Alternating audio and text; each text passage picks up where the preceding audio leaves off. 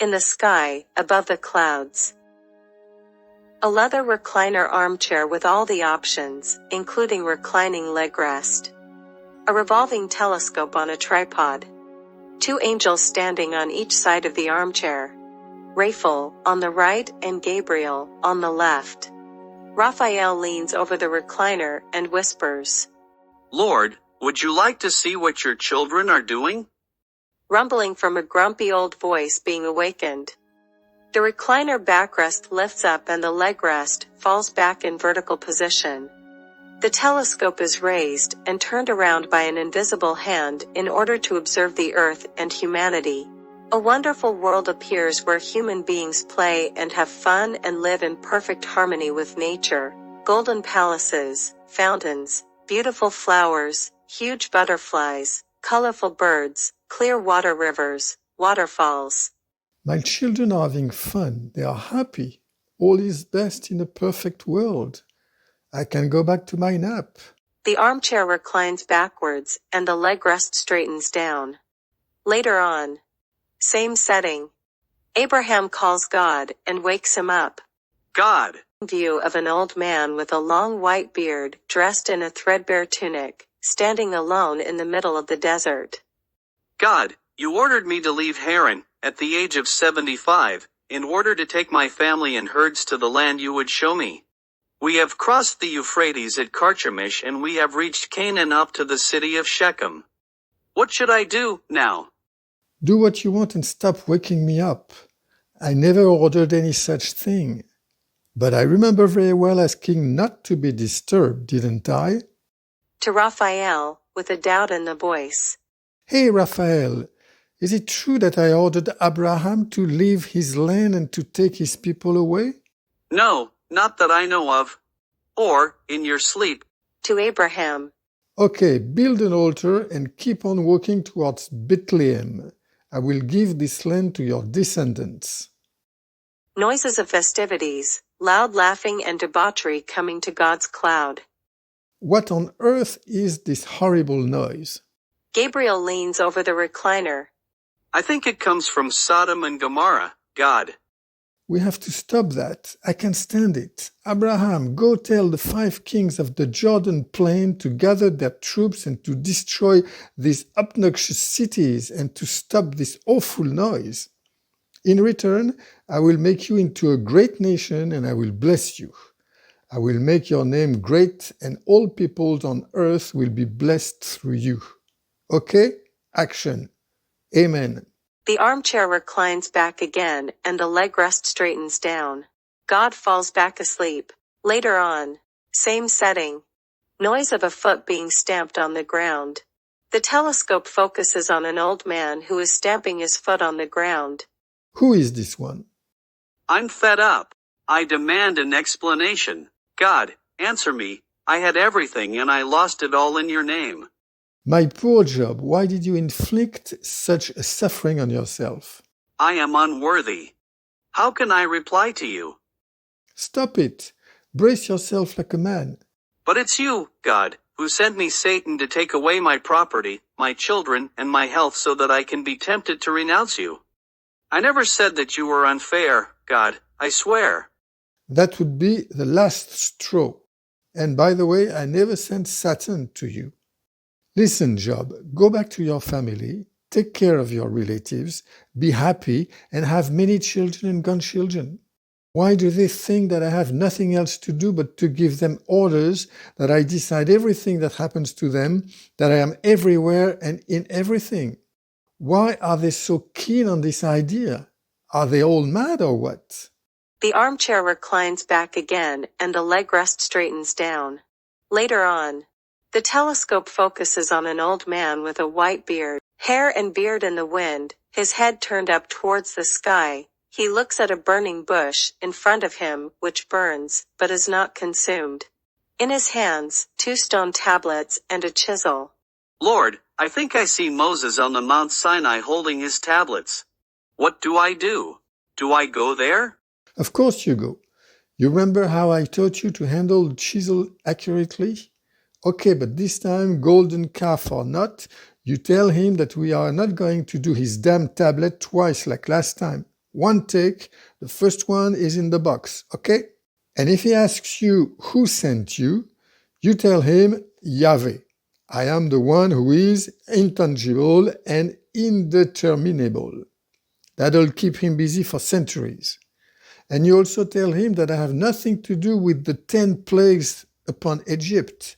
And as far as the crossing of the Red Sea and the dividing water, tell him to check directly with Cecil B. DeMille.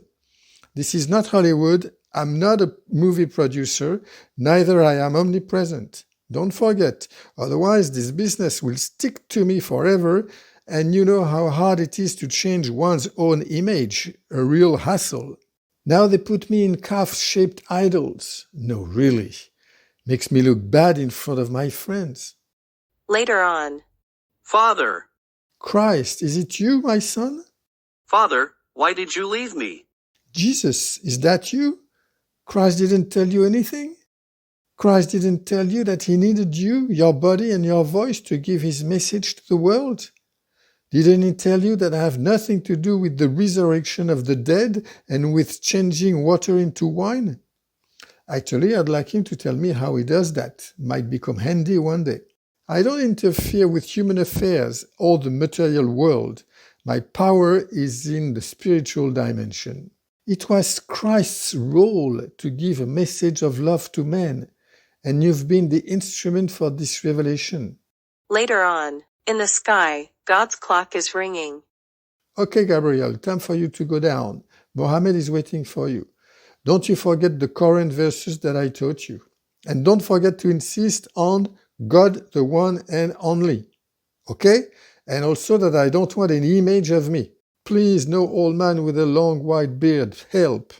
Tell him while you're there that for the visions and apparitions, sure, I may have helped sometimes, just a little, according to the faith of the person who received them. But when it comes to the sipping statues, raising from the dead, sinking ships in Bermuda, earthquakes and tsunamis, I have nothing to do with that, okay? Later on. The telescope focuses on war scenes and violence in the world. Look at them. Despite all the prophets I send them, they become more and more violent, unhappy, intolerant. They kill themselves in my name. What can I do? Lord, it may be time for you to go down. Go down in this crazy world? You're kidding, right? Since all your efforts to restore the truth about yourself and your true activity have failed, you might choose among them an ordinary man and transform his life so that he could encourage others to change, couldn't you? What you say is not stupid, Raphael, but how do you see it happen practically? Well, it's fairly simple.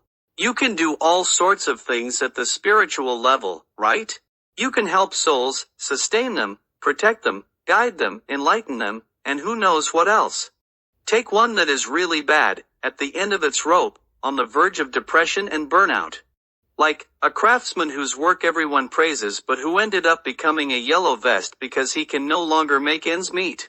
You do Job's trick again, since he has nothing left to lose, you subtly guide him towards a new way of seeing things, you give him visions, you know.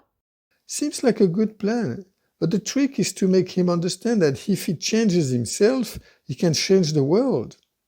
Let me act through him in a way, but without him taking himself for God. Otherwise, everything has to be redone. Blow is not played, inshallah, and all the noise.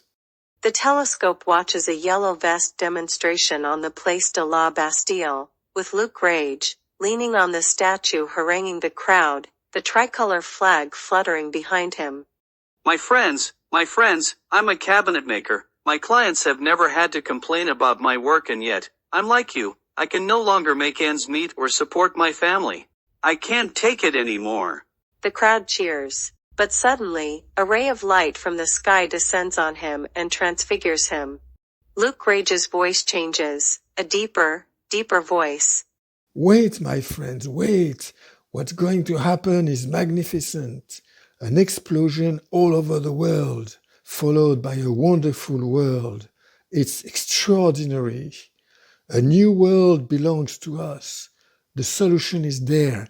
It's somewhere else. It's spiritual. Together we are going to get there. The crowd is stunned. The key to life is to understand others, Put yourself in their shoes and help them as much as you can. Be the change you want to see in the world. Later, much later. The telescope observes Luke in his new life. In a Restos du Cœur, Luke distributes food to the homeless. He is happy, fulfilled, he has found his way. He practices meditation.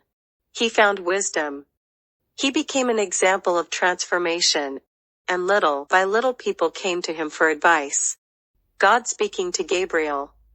That's good, my boy. You've chosen well. I do think it will do. Thanks to him, the message will gradually spread that I have come. The souls will return home and I will finally be able to rest as they descend in turn. And now, let's sit back and watch the fireworks. On Earth, bombs explode, missiles, the Earth is on fire. Luke has built an underwater ship in which he takes his family, neighbors, colleagues, and animals. He plunges to the bottom of the oceans as a huge wave breaks under the blast of bombs. Later, much later, Luke's ship rises out of the water and runs aground on a lush shore. The scenery is breathtaking. A wonderful world where human beings have fun and live in perfect harmony with nature. Golden palaces, fountains, flowers, butterflies, and birds, waterfalls.